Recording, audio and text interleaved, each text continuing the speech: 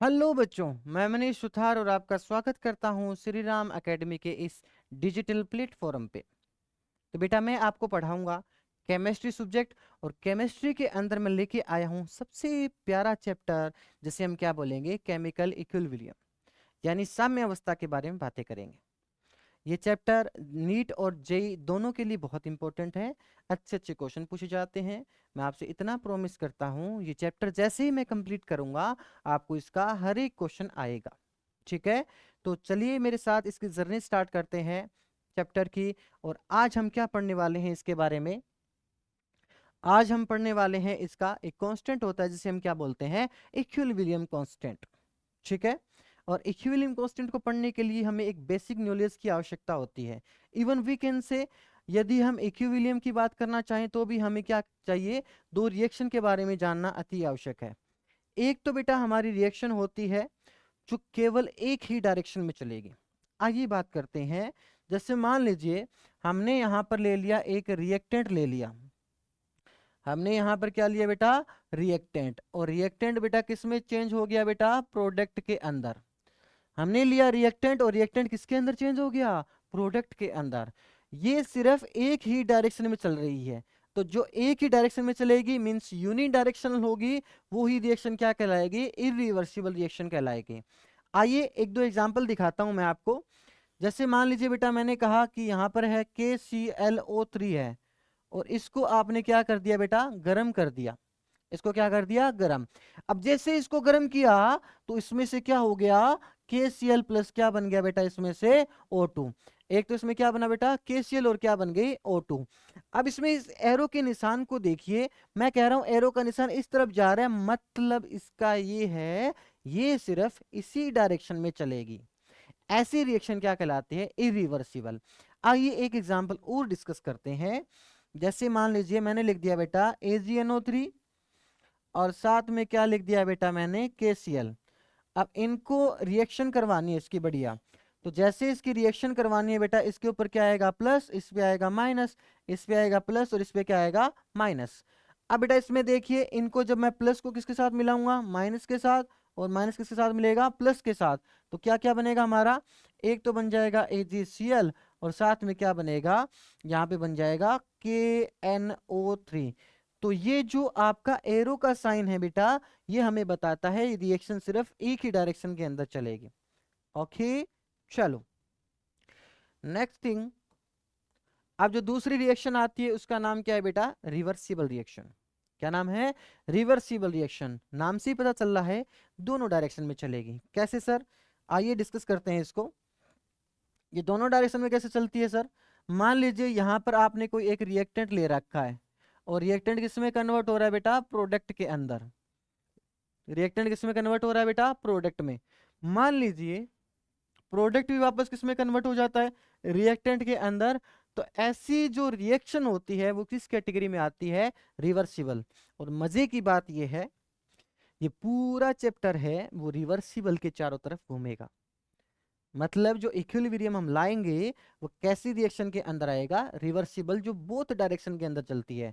Means जिससे reactant से क्या बनता है बेटा, प्रोडक्ट, और प्रोडक्ट से क्या बन जाता है बेटा, वापस रिएक्टेंट की तरफ कन्वर्ट हो जाता है।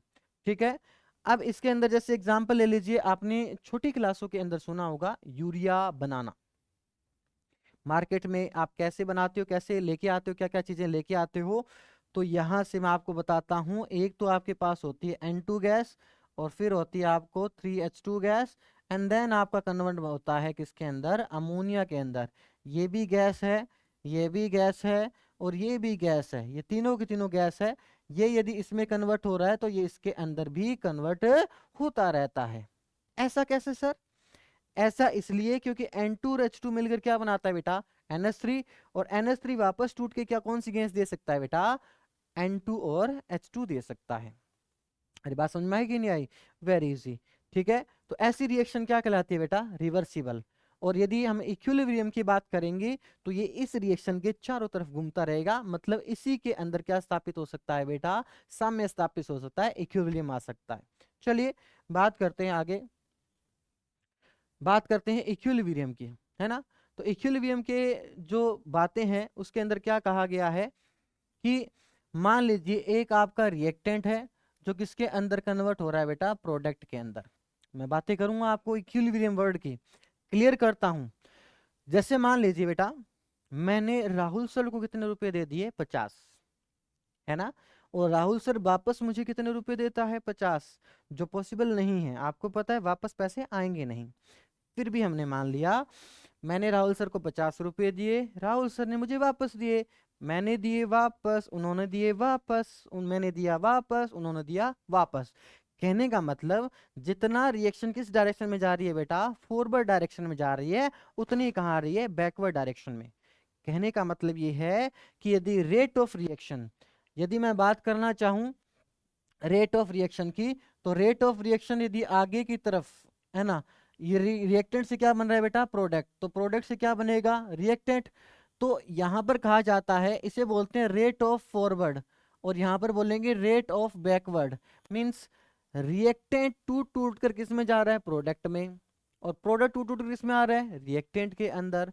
तो बेटा ऐसी पोजीशन को क्या कहा जाता है बेटा, इसे कहा जाता है इक्विलिब्रियम, यानी लेन देन बराबर हो जाना चाहिए।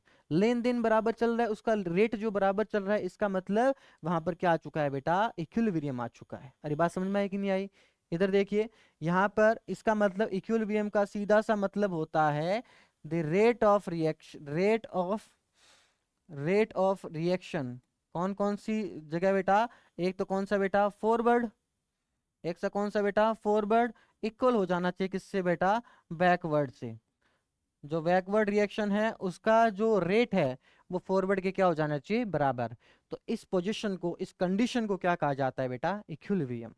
ठीक है, चलिए अब मैं बात करूंगा इक्विलिब्रियम कितने टाइप का होता है। हमें पता है कि नेचर के अंदर दो चीजें होती रहती है बेटा, कुछ तो हमारे फिजिकल चेंज होते हैं और कुछ क्या होते हैं, हमारे हमारे केमिकल चेंज होते हैं। तो इसी प्रकार हम कह सकते हैं इक्विलिब्रियम कितने टाइप का होता है, दो टाइप का। एक तो कौन सा होगा, फिजिकल इक्विलिब्रियम, और एक क्या होगा, केमिकल इक्विलिब्रियम। तो सबसे पहले हम डिस्कस करते हैं फिजिकल इक्विलिब्रियम को, डिस्कस करते हैं, है ना।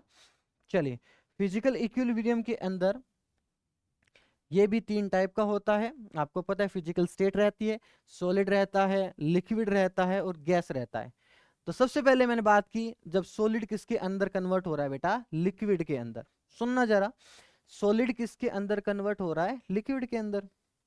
तो मैंने कहा वाटर ले लिया बढ़िया सा एकदम मस्त, और किसके अंदर वाटर ले लिया मैंने, यहां से, है ना। ये तो मैंने वाटर को कह दिया कि ये किस कंडीशन के अंदर है बेटा, सॉलिड के अंदर है, और ये मैंने कह दिया किस कंडीशन के अंदर है बेटा, लिक्विड। और मैंने कहा इन दोनों में क्या आ गया बेटा, इक्विलिब्रियम आ गया।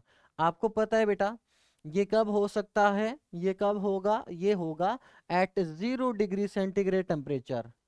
एट 0 डिग्री सेंटीग्रेड टेम्परेचर, आपको पता है बर्फ और पानी के अंदर, यानी जो आपका बर्फ होता है, जो मीन्स वाटर कह दिया, सॉलिड कंडीशन बर्फ ही हो गया, है ना। तो यहाँ से जो आइस होगी तुम्हारी, ये जो वाटर है लिक्विड में, इन दोनों के अंदर जितना तुम्हारा आइस किस में कन्वर्ट हो रहा है बेटा, जितना आइस किस में कन्वर्ट हो रहा है बेटा, लिक्विड में कन्वर्ट हो रहा है, उतना ही वापस किसके अंदर आ रहा है बेटा, ये सॉलिड के अंदर आ रहा है। ये बहुत जोरदार चीज है, ठीक है। जितना इसके अंदर जा रहा है उतना ही वापस आ रहा है, इस कंडीशन को बोला जाता है इक्विलिब्रियम। और ये किसके अंदर आया बेटा, एक सॉलिड और लिक्विड में। आपको ये भी पता होना चाहिए बेटा, कि आपको ये भी पता होना चाहिए जब कोई चीज सॉलिड से किस में जाती है बेटा, लिक्विड में जाती है, या लिक्विड किसके अंदर जाती है बेटा, सॉलिड के अंदर जाती है। सॉलिड जब लिक्विड में जाता है तो उसे क्या बोला जाता है बेटा, मेल्टिंग बोला जाता है। इसे क्या बोला जाता है, मेल्टिंग। क्या बोला जाता है बेटा, मेल्टिंग, ठीक है। और यदि लिक्विड वापस किस में कन्वर्ट हो रहा है, सॉलिड में, तो इसे क्या कहा जाता है, फ्रीजिंग।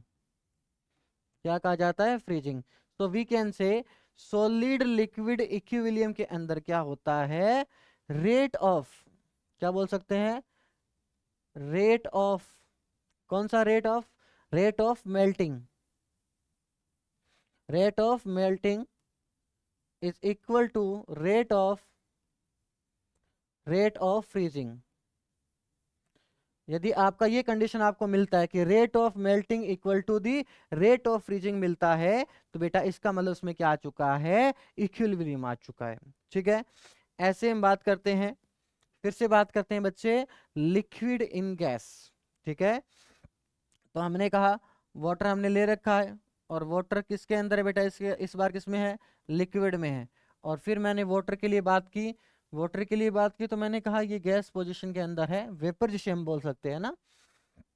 तो मैंने ऐसे कहा कि इन दोनों में मान लीजिए इक्विलिब्रियम आ गया। तो इसका मतलब क्या है, इक्विलिब्रियम का यहाँ मतलब क्या है, यहाँ बेटा मीनिंग ये होगा लिक्विड जब किसके अंदर जाता है बेटा, गैस के अंदर, तो इसे बोला जाता है वेपराइजेशन। क्या कहा जाता है, वेपराइजेशन बोला जाता है। लेकिन यदि गैस वापस किस में कन्वर्ट हो रही है बेटा, लिक्विड के अंदर हो रही है, यदि गैस वापस किस में हो रही है, लिक्विड में, तो ऐसा प्रोसेस क्या कहलाता है, कंडेंसेशन कहलाता है। क्या कहलाता है, कंडेंसेशन। इसका मतलब the rate of vaporisation is equal to rate of condensation यदि हो जाता है, यदि rate of vaporisation rate of condensation के इक्वल हो जाता है, तो वहां पर भी क्या आ चुका है बेटा, इक्विलिब्रियम आ चुका है। चलिए फिर बातें करते हैं, ये जोरदार है ना, इसके एग्जाम्पल आपको याद भी करने होते हैं। चलिए मैं बात करता हूं, सबसे पहले बात करूंगा सॉलिड यदि किस में जाती है बेटा, गैस। आयोडीन के लिए कहा जाता है, आयोडीन के लिए क्या कहा जाता है, I2 जो होता है सॉलिड में होता है, और I2 जो होता है वो डायरेक्ट किस में कन्वर्ट होता है बेटा, गैस के अंदर। यानी I2 किसके अंदर होता है, सॉलिड में, I2 डायरेक्ट किस में कन्वर्ट होता है, गैस के अंदर। ठीक है, तो यहां से ये कन्वर्ट हो रहा है। अब देखो ये प्रोसेस कौन कौन से हो रहे हैं, ये जो प्रोसेस हो रहे हैं वो कौन कौन से प्रोसेस हो रहे हैं। सॉलिड डायरेक्ट गैस में कन्वर्ट, उसे क्या बोला जाता है बेटा, सब्लिमेशन। क्या बोला जाता है, सब्लिमेशन। सब्लिमेशन क्या बोला जाता है, सब्लिमेशन। और गैस यदि सॉलिड में कन्वर्ट हो रही है, गैस यदि सॉलिड में कन्वर्ट हो रही है, इसे क्या बोला जाता है, डिपोजिशन बोला जाता है। क्या बोला जाता है, डिपोजिशन। अब मैं ऐसा कह सकता हूं बच्चे, यदि यहां पर इक्विलिब्रियम आया है, तो हम कह सकते हैं बेटा rate of solvation, sublimation, rate of sublimation is equal to rate of deposition. ठीक है, रेट ऑफ डिपोजिशन। यदि ऐसा पाया जाता है तो इसमें भी क्या आ चुका है बेटा, इक्विलिब्रियम आ चुका है। अरे क्लियर है कि नहीं है, वेरी इजी। अब हम बात करेंगे बच्चे केमिकल इक्विलिब्रियम की। किसकी बात करेंगे, केमिकल इक्विलिब्रियम। चलिए एक केमिकल रिएक्शन लिखता हूं मैं, बहुत इजी सी केमिकल रिएक्शन लिखना चाहूंगा। तो सबसे पहले मैंने एक रिएक्शन लिखी, जैसे मान लीजिए ए प्लस बी, यहाँ पर मैंने कह दिया इक्विलिब्रियम आ गया। इक्विलिब्रियम का बेटा ये साइन होता है, ये कन्वर्ट हो रहा है सी, और ये आ रहा है डी, और डी में कन्वर्ट हो रहा है, इसमें कन्वर्ट हो रहा है डी, और डी में कन्वर्ट हो रहा है कि नहीं है, यस सर। अब बेटा यहां पर मान लीजिए केमिकल इक्विलिब्रियम आ गया। केमिकल इक्विलिब्रियम का मतलब क्या है, रिएक्टेंट किस में जा रहा है, प्रोडक्ट, और प्रोडक्ट वापस किस में आ रहा है, रिएक्टेंट में आ रहा है, और उन दोनों की रेट बराबर है। मींस मान लीजिए यहाँ से 50 जा रहा है तो वापस 50 आ रहा है, 50 जा रहा है 50 आ रहा है, तो इसका मतलब यहाँ पर क्या आ गया बेटा, इक्विलिब्रियम आ गया। क्या आ गया, इक्विलिब्रियम। अब बेटा इसके अंदर एक है ना लो होता है, जिसे हम बोला जाता है law of mass action. Law of mass action बोला जाता है, law of mass action. Law of mass action क्या कहता है, सुनिए जरा, ये इंपॉर्टेंट पॉइंट आता है। लो ऑफ मास एक्शन कहता है कि जो रेट ऑफ रिएक्शन होती है ना, वो रिएक्टेंट की कंसंट्रेशन पर डिपेंड करती है, रिएक्टेंट की कंसंट्रेशन पे डिपेंड करती है। यानी इस रिएक्शन में जो रेट आएगी, जो रेट ऑफ रिएक्शन होती है, यानी ये रिएक्शन है वो कितना तेज चलेगा कितना धीरे चलेगा, ये इसके रिएक्टेंट पे डिपेंड करता है। ये जो रिएक्टेंट की कंसंट्रेशन हमने ले रखी है, मान लीजिए मैं इसकी कंसंट्रेशन कम कर देता हूँ तो इसकी रेट कम हो जाती है, यदि मैं इसकी कंसंट्रेशन ज्यादा कर देता हूँ तो उसकी रेट क्या हो जाएगी, ज्यादा। तो डायरेक्टली प्रोपोर्शनल होगा बेटा ये किसके, ए की पावर क्या हो जाएगा ए, और बी की पावर कितना होगा बी। ये इंपॉर्टेंट बात ये है कि इसमें जो स्टोइशियोमेट्री होती है, यहां से भी आपको ध्यान रखना होगा कि ए बी सी और डी, ये चारों के चारों बेटा, ये चारों के चारों आपका कौन सा होता है, स्टोइशियोमेट्री कोफिशिएंट होता है। कौन सा होता है, स्टोइशियोमेट्री कोफिशिएंट होता है, ध्यान रखना। और जो कैपिटल ए कैपिटल बी मैंने लिखा है वो रिएक्टेंट के लिए लिखा है कि एक कैपिटल ए रिएक्टेंट है, कैपिटल बी रिएक्टेंट है, जो प्रोडक्ट में कन्वर्ट हो रहा है सी और डी के अंदर। ठीक है। अब इसमें लो ऑफ मास सेक्शन आपने पढ़ा, इसमें बोला हुआ है कि जो रेट ऑफ रिएक्शन होती है वो डायरेक्टली प्रोपोर्शनल होती है किसके, जो आपके रिएक्टेंट होते हैं उनकी कंसंट्रेशन और उनके जो करस्पॉन्डिंग उनके क्या होते हैं, स्टोइशियोमेट्री होती है, उनकी क्या लगती है, पावर। क्या लगती है, पावर। Very easy. ठीक है, आइए थोड़ा सा इसको और डिस्कस करते हैं आगे। ठीक है, तो लो ऑफ मास एक्शन के अंदर हमने देखा कि मान लीजिए यहां पर क्या चल रहा है, एक रिएक्शन है। जैसे मान लीजिए एक रिएक्शन चल रही है ए से ए, वो सेम रिएक्शन अभी लिख रहा हूँ, बी से बी चल रहा है जो कन्वर्ट हो रहा है बेटा सी से सी, और लाइक डी और डी। यहाँ पर ए बी सी डी जो स्मॉल लिखा हुआ है वो फिर से बताना चाहूंगा, वो स्टोइशियोमेट्रिक कोएफिशिएंट है। अब बेटा आपको दिख रहा है ये दो तरफ से रिएक्शन चल रही है, ये जो चल रही है ये फॉरवर्ड डायरेक्शन में है, ये चल रही है वो बैकवर्ड डायरेक्शन में है। तो यहाँ पर दो हमारे पास रेट हो गई, है ना। तो इसके अंदर मैं लिखूंगा, इस तरफ से मैं रिएक्शन को कर रहा हूं, तो मैंने लिखा according to according to law of mass action, according to law of mass action. तो इसको देखो, यानी फॉरवर्ड हम जा रहे हैं आराम से। तो इसमें क्या करेंगे बेटा, मैंने लिखा rate of forward direction. RF को समझो थोड़ा सा, आरएफ का मतलब है rate in forward direction is directly proportional to the A की पावर स्मॉल ए बी की पावर स्मॉल बी। अब आपको पता है जैसे हम डायरेक्टली प्रोपोर्शनल हटाते हैं तो इसमें एक कांस्टेंट आएगा बेटा R F, that is equal to K F, और यहाँ क्या आ जाएगा ए की पावर ए, और यहाँ जाएगा बी की पावर बी। इजी। तो इसे मैं बोल देता हूँ, समझाने के लिए मैंने बोल दिया ये इक्वेशन नंबर कौन सी आ गई, फर्स्ट। ये इक्वेशन नंबर कौन सी आ गई, फर्स्ट। ठीक है, अब मैं उधर से देखना स्टार्ट करता हूँ रिएक्शन को। मैंने कहा कि इस साइड में रिएक्शन चल रही है, इसे तो क्या बोल दिया हमने, फॉरवर्ड। इस साइड में जाएगी इसे क्या बोलेंगे, बैकवर्ड।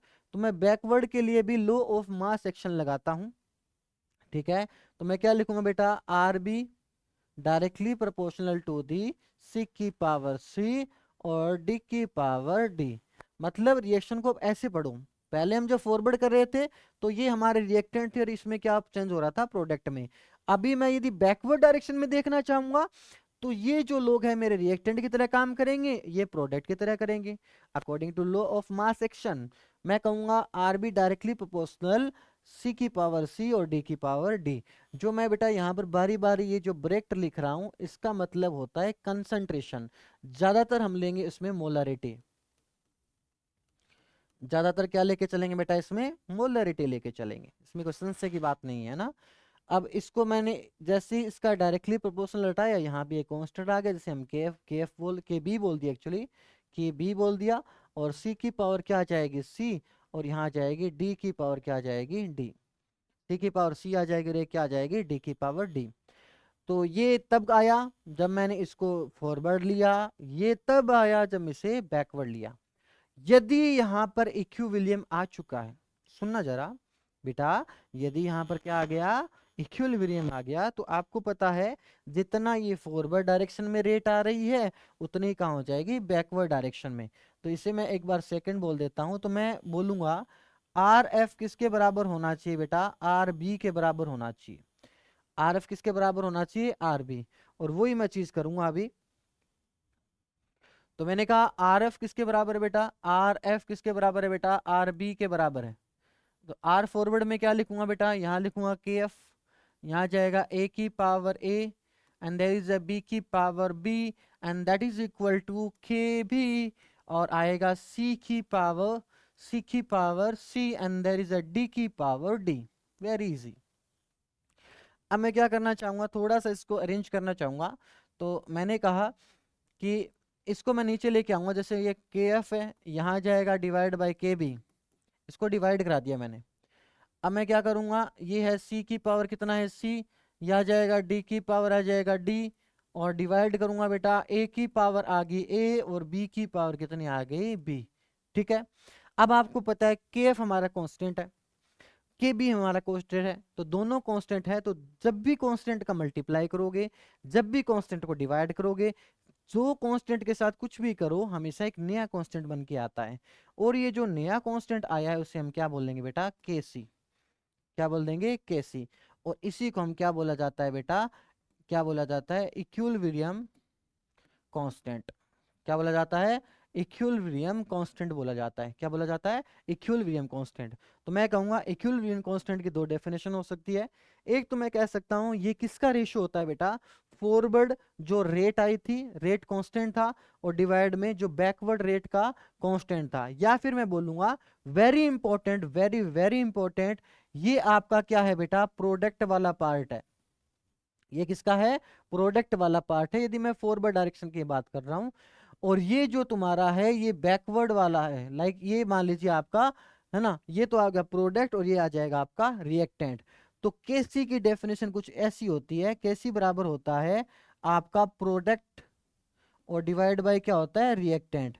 और इनके ऊपर जो पावर लगी होती है, इनके ऊपर जो पावर लगी होती है वो इनकी क्या होती है, स्टोइशियोमेट्री कोफिशिएंट की होती है। किसकी होती है बेटा, स्टोइशियोमेट्री कोफिशिएंट की होती है। बहुत इजी। जैसे मैं आपको लिख के दिखाना चाहूंगा, कैसे लिख के दिखाना चाहूंगा, मैंने एक रिएक्शन लिखी, मान लीजिए N2 प्लस 3H2, मान लीजिए इक्विलिब्रियम आ गया, तो यहाँ आ जाएगा 2NH3। सो मैं यदि इसका कैसे लिखना चाहूंगा, सुनना जरा, बहुत प्यारी चीज है, बहुत बेसिक है। मैं यदि इसका कैसे लिखना चाहूंगा तो यहाँ लिखूंगा प्रोडक्ट, प्रोडक्ट में कौन है बेटा, NH3 की कंसंट्रेशन, और उसकी स्टोइशियोमेट्री कितनी है, 2, तो पावर लगा दो 2। ठीक है, और यदि मैं इसकी बात करना चाहूंगा रिएक्टेंट की, तो यहाँ आ जाएगा N2 की पावर 1 आ जाएगी, और H2 की पावर कितनी आ जाएगी बेटा 3। ये इसका लिखने का तरीका है। हाँ, जब भी आप ये लिखो ना तो आपकी जो रिएक्शन होती है वो बैलेंस्ड होनी चाहिए, अदरवाइज आपका क्वेश्चन गलत हो जाएगा। ठीक है, चलिए अब हम बात करते हैं इक्विलिब्रियम की कुछ कैरेक्टरिस्टिक की, कि इक्विलिब्रियम कहाँ पर कितना होता है, कहाँ वेरी करता है, कहाँ वेरी नहीं करता। तो आइए बेटा बात करते हैं। पहला पॉइंट कह रहा है all observable properties becomes constant at equilibrium. Very important, यानी जब आपका इक्विलिब्रियम आया हुआ है, सुनना जरा, मान लीजिए रिएक्टेंट कन्वर्ट हो रहा है प्रोडक्ट के अंदर, और इन दोनों में क्या आ गया बेटा, इक्विलिब्रियम आ गया। तो बेटा यहाँ पर सारे के सारे जो कौन है ना, सारी की सारी जो प्रॉपर्टी होती है, प्रॉपर्टी का मतलब यहाँ से है प्रेशर हो सकता है, वॉल्यूम हो सकता है, टेम्परेचर हो सकता है, मोल्स हो सकते हैं, है ना, मोलिकुलर मास हो सकता है। ये सारी की सारी जो प्रॉपर्टी होती है, एक्टिव मास भी बोल सकते हैं ना, एक्टिव मास भी बोल सकते हो यहाँ पर। तो ये सारी की सारी चीजें क्या रहेगी, कांस्टेंट। यानी जब आपके क्या आ गया बेटा, साम्य आ गया, यानी इक्विलिब्रियम आ गया, तो उस समय ना तो प्रेशर में चेंज आएगा, ना वॉल्यूम में चेंज आएगा, ना टेम्परेचर में चेंज आएगा, ना इसके मोल्स में चेंज आएगा, और ना इसके किस में चेंज आएगा, मास वगैरह में चेंज आएगा। ठीक है, दूसरी प्रॉपर्टी है equilibrium is a dynamic in nature. बहुत शानदार चीज है। दोबारा राहुल सर वाला एग्जांपल और मेरे वाला दोबारा सोचो आप। मैंने राहुल सर को पैसा दिया, राहुल सर ने वापस दिया, मैंने दिया पैसा, राहुल सर ने वापस दिया। मतलब ये रुकी हुई चीज नहीं है, रिएक्शन चल रही है। बहुत सारे लोग कहते हैं कि इक्विलिब्रियम होता है वहां पर रिएक्शन रुक जाती है, ऐसा कुछ नहीं होता। इसमें रेट बराबर हो जाती है, यानी जितना रिएक्टेंट किस में कन्वर्ट हो रहा है बेटा, प्रोडक्ट में, प्रोडक्ट उतना ही किस में आ जाता है, रिएक्टेंट में। ये डायनेमिक प्रोसेस है, चलता रहता है, चलता रहता है, रुकता नहीं है। तो ये कांस्टेंट नहीं है, it is a dynamic process. Okay, now catalyst does not affect the concentration of the equilibrium, is it just help to achieve the equilibrium quickly। क्या गजब की लाइन लिखी है। इस पे एक बार नीट ने क्वेश्चन भी बनाया था, कैटलिस्ट क्या होते हैं, सबसे पहले तो आपको पता होना चाहिए, कैटलिस्ट किसी भी रिएक्शन का क्या बढ़ा सकता है बेटा, रेट को बढ़ाने में काम आता है। कुछ कैटलिस्ट ऐसे भी होते हैं, उनका नाम कुछ अलग होता है, जो रेट को कम भी कर सकते हैं। जनरली यदि मैं बात करना चाहूँ तो कैटलिस्ट वो होते हैं जो रेट ऑफ रिएक्शन को बढ़ाते हैं। लेकिन ये कह रहा है यदि आपका इक्विलिब्रियम आ गया तो ये इक्विलिब्रियम को बिल्कुल अफेक्ट नहीं करेगा। क्या गजब बात है। जैसे मान के चलिए रिएक्टेंट किसमें जा रहा है बेटा, प्रोडक्ट में, तो मुझे बताओ रिएक्ट फॉरवर्ड डायरेक्शन में और बैकवर्ड डायरेक्शन में। एक्चुअली कैटलिस्ट क्या करता है, रेट ऑफ रिएक्शन को बढ़ाता रहता है। तो तुम मुझे बताओ, यहां पर मैंने किसी कैटलिस्ट को रखा, यहां पर मैंने किसी कैटलिस्ट को रख दिया, है ना, गुलाबी गुलाबी कैटलिस्ट, गुलाबी गुलाबी कैटलिस्ट, मैंने किसी कैटलिस्ट को रख दिया। अब ये कैटलिस्ट का काम होता है कि ये रेट बढ़ाता है। तो रेट दो टाइप की है बेटा, रेट यहाँ पर फॉरवर्ड भी है और रेट यहाँ क्या है, बैकवर्ड। यानी जितना तेज किसको करेगा बेटा, फॉरवर्ड डायरेक्शन में, उतना ही किसको कर देगा बेटा, बैकवर्ड डायरेक्शन में। मतलब तेजी दोनों तरफ से हो जाएगी। जैसे रेट यदि फॉरवर्ड डायरेक्शन बढ़ रही है तो बैकवर्ड भी बढ़ा देता है। कैटलिस्ट को तो ये है कि हमें तो रेट बढ़ानी है भाई साहब, हमें कोई मतलब नहीं है किसी से, हम तो रेट बढ़ाएंगे, और रेट दोनों तरफ से बढ़ा देता है। तो ऐसा कहा जाता है कि कैटलिस्ट से कोई फर्क नहीं पड़ेगा, क्योंकि दोनों तरफ से बढ़ाएगा तो जनरली कांस्टेंट ही रहनी है फिर, है ना।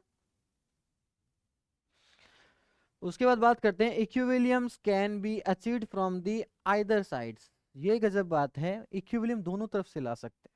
कैसे सर, जैसे मान लीजिए यहां से मैंने क्या कहा कि x प्लस वाई, मैं मान लीजिए पहले यहाँ पर बोथ डायरेक्शन चल रहा था, इधर ज्यादा है या इधर थोड़ा सा कम है।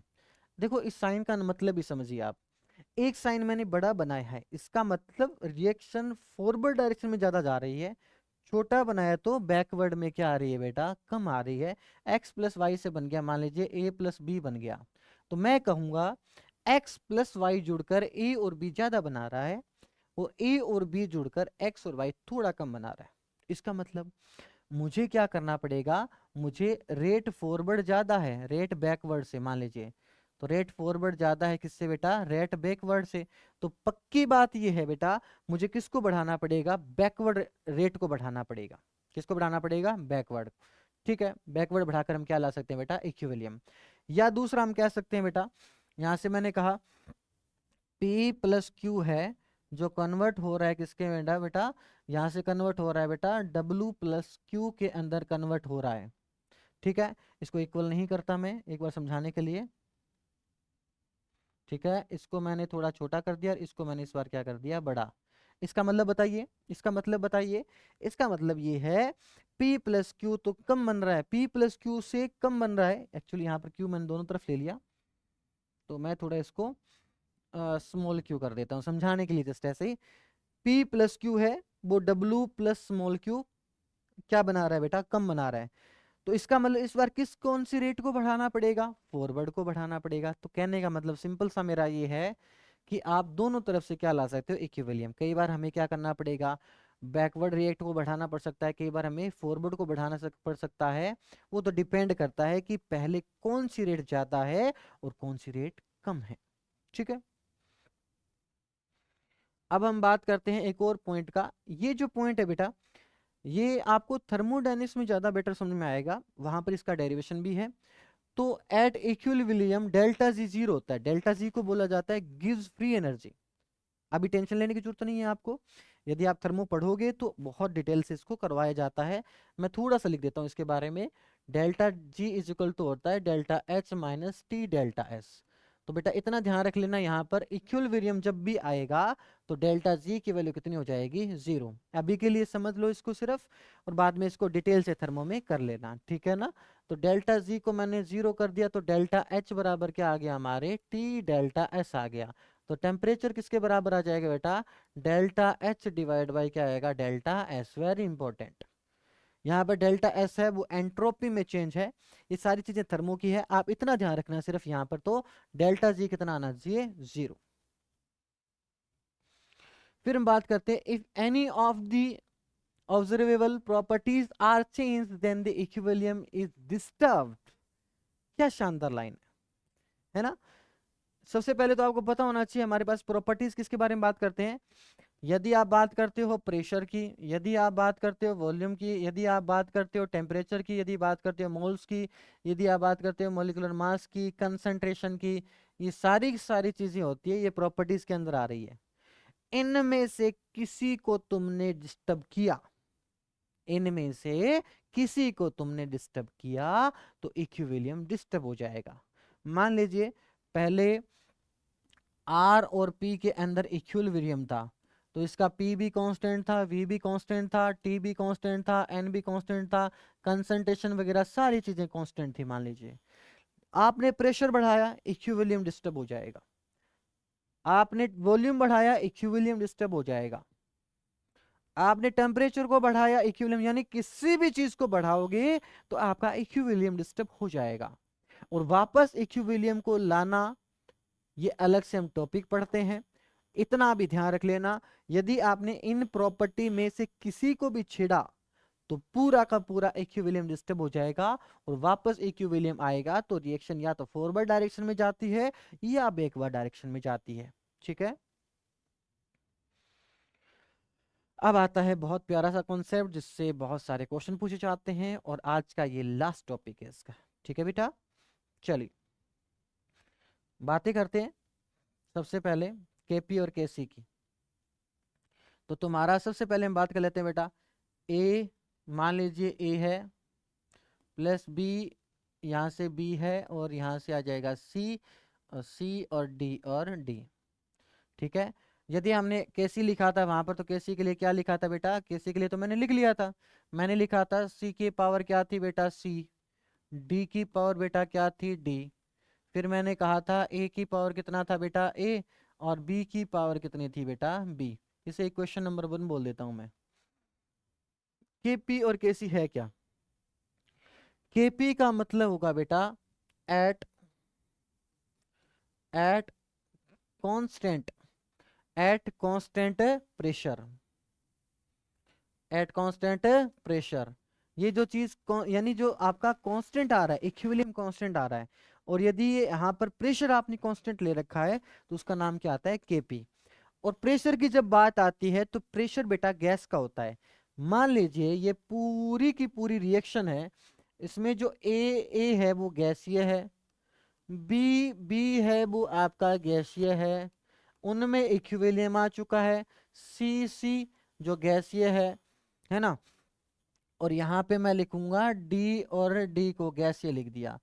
गैस जब आता है बेटा तो ज्यादातर बात किसकी होती है, प्रेशर की बात होती है। तो यहाँ पर इस बार मैं क्या लिखूंगा, के पी। पी क्यों लिखा, फिर से कह रहा हूँ, क्या माना है हमने, ये पूरी की पूरी सारे के सारे गैस दे रखे हैं। तो जब गैस देते हैं ना बेटा तो वहां पर गैस का प्रेशर होता है, प्रेशर डील करते हैं ना।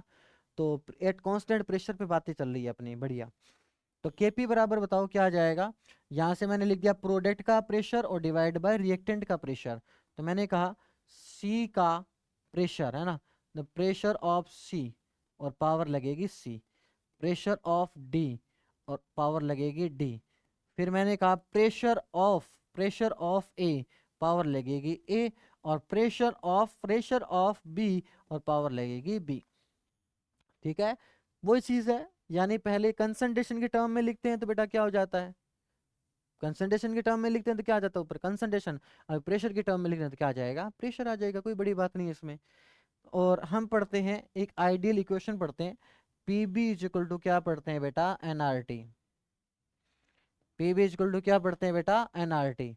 अब PB is equal to NRT में जो पी है वो किसके बराबर हो जाएगा बेटा, एन अपॉन वी, यहाँ जाएगा आरटी। आपको पता है बेटा मोल डिवाइड बाय वॉल्यूम क्या होता है, मोलरिटी।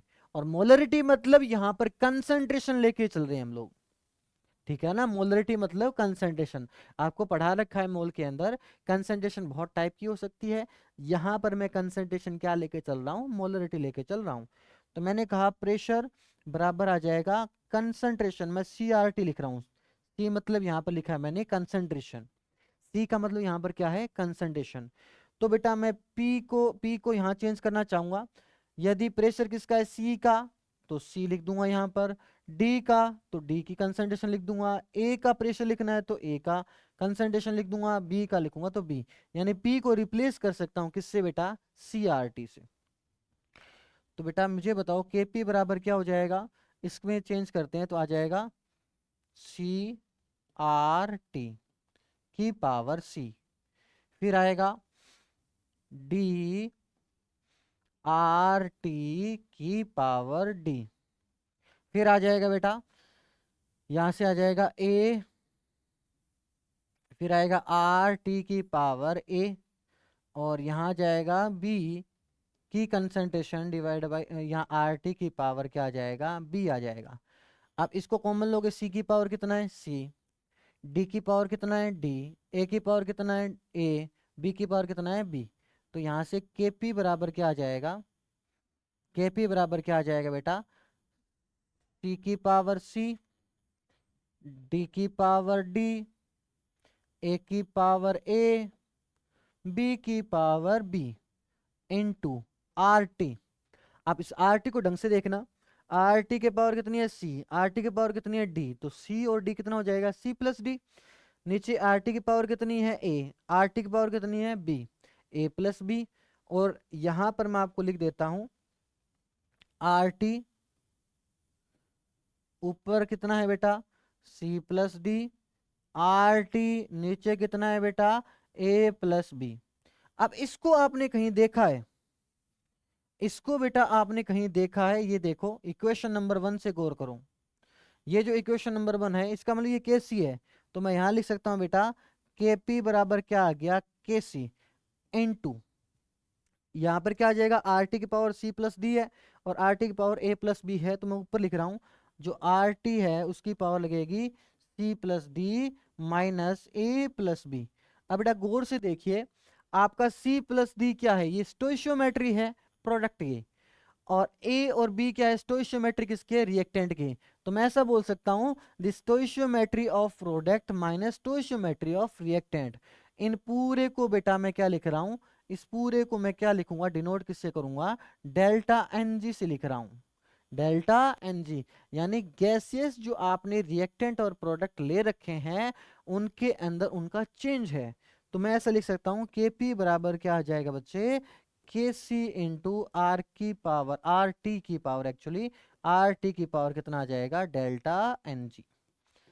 ठीक है, अरे बात समझ में आई कि नहीं आई। चलिए तो अब मैं बात करूंगा थोड़ा सा और इसके अंदर। हमने कहा Kp किसके बराबर हो जाएगा, Kc, और ये आएगा RT की पावर डेल्टा NG। अब इसके मैं 2 केस 3 केस बना देता हूं, सुनो जरा। मैंने कहा इफ डेल्टा NG बराबर 0 है या डेल्टा NG पॉजिटिव है या डेल्टा NG बच्चे नेगेटिव है तो क्या होगा, तो डेल्टा NG 0 कर दे तो पूरा पूरा 0 हो जाएगा। इस केस में Kp किसके बराबर होगा बेटा, Kc। तो बहुत बार ये क्वेश्चन पूछा जाता है, 4 इक्वेशन आपको दे देगा, इक्वेशन दे देगा और आपसे पूछेगा कहां पर Kp बराबर Kc है, तो जहां पर डेल्टा NG 0 होगा वहां Kp बराबर क्या आ जाएगा, Kc। चलिए फिर कह रहा है डेल्टा NG पॉजिटिव है, तो ये पूरा पूरा पॉजिटिव आ गया, तो RT जो है बेटा, RT है उसकी पावर कितनी आ गई तुम्हारी, डेल्टा NG। अभी मैं रफली कह रहा हूं ये पॉजिटिव, तो ये वैल्यू 1 से बड़ी होती है जनरली, है ना। एक केस ऐसा आएगा जहां पर R इंटू टी की वैल्यू हम 1 भी करेंगे, लेकिन उस केस को एक बार मैं छोड़ रहा हूं साइड के अंदर। डेल्टा NG पॉजिटिव है, ये 1 से बड़ा है तो Kp बड़ा आ जाएगा, तो मैं ऐसे कहूंगा Kp इसमें बड़ा आएगा किससे बेटा, Kc से। ठीक है, और उसका उल्टा क्या आ जाएगा, यदि नेगेटिव है तो मैं लिख दूंगा Kc इस बार बड़ा होगा किससे, Kp से। एक केस ऐसा भी बनता है जहां पर R इंटू टी, यदि R इंटू टी कितना है बेटा 1, R इंटू टी कितना है 1, वहां पर भी क्या होता है, Kp किसके बराबर होता है बेटा, Kc के बराबर होता है। Kp किसके बराबर होता है, Kc के बराबर। तो ये हमने थोड़ी सी इसके बारे में डिस्कशन किया। ठीक है, तो बेटा आज हमने थोड़ी सी बेसिक नॉलेज इक्विलिब्रियम के बारे में डिस्कस किया। होपफुली आपको मजा आया होगा। चैप्टर में जहां भी आपको कोई दिक्कत आए तो नेक्स्ट टाइम आप इस वीडियो के नीचे कमेंट कर सकते हो कि सर यहाँ पर इस पॉइंट पे हमें दिक्कत आई, तो मैं नेक्स्ट वीडियो के अंदर उसको इन्वॉल्व कर लूँगा, है ना। तो बाकी आप पढ़ते रहिए, है ना। और कभी भी कोई केमिस्ट्री में आपको दिक्कत आती है तो हमारे ऑनलाइन माध्यम से आप जुड़ सकते हैं। कुछ दिनों में आपको हमारा टेलीग्राम चैनल भी आपको लिंक मिल जाएगा, तो सब चीज़ें मिलेगी, डीपीपी भी मिलेगी, कुछ अच्छे अच्छे क्वेश्चंस और मिलेंगे, यानी जितनी चीज़ें आपको रिक्वायरमेंट होगी आपके एग्ज़ाम क्लियर में वो सब चीज़ें मिलेगी। पढ़ते रहिए, घर वालों के सपने पूरे करते रहिए, है ना। और देखते रहिए SRC का online platform. Thank you so much.